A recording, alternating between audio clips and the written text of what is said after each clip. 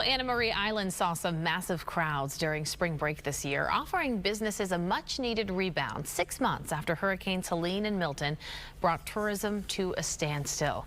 But not all businesses are cashing in. Some are still potentially months away from reopening.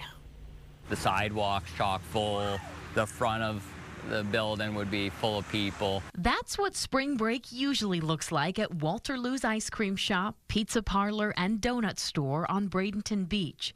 But this year, it looks like this, and it's costing him big time. From a financial aspect, it's close to $350,000 a month, typically. And he's not alone. And I talked to them probably 4 months ago, and they said they thought by the end of the month they're going to be up and going again. And it's another family business that, is sort of left in limbo for sure. Hurricanes Helene and Milton flooded Anna Maria Island twice, bringing the beach right into his shops. The storm ripped open our front doors and came through and punched out our back door. Anxious to get them back open, they got right to work, hoping to reopen by spring break. The initial date was mid-February, like in time for, there was a lot of talk about trying to get ready for this season. By mid-November, the businesses looked like this, cleaned out and ready to renovate. Problem is, they still look like this, almost 5 months later. And you can't really, get answers yourself, therefore communicate those answers out to people that are involved, like staff and vendors and everyone that's part of the puzzle, that definitely adds, to the frustration. Waiting on a FEMA appraisal at one point delayed Walter about 6 weeks. And he says there's a backlog of permits awaiting approval at the Bradenton Beach Building Department. He needs the permit before renovations can begin.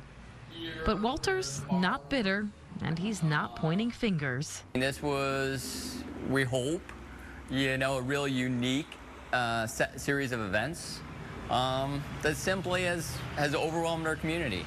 As we go through the different issues, you just have to be patient as best as you can with sort of keeping the eye on the prize. But with every passing day, he fears Bradenton Beach may be moving farther away from a return to normal. Our coastal communities are made up of small family businesses where, to make it 4, 5, 6 months without income, it's just not realistic.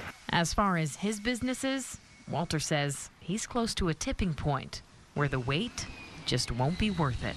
Probably by the time everything's said and done as a whole, total financial costs will be over north of $3 million.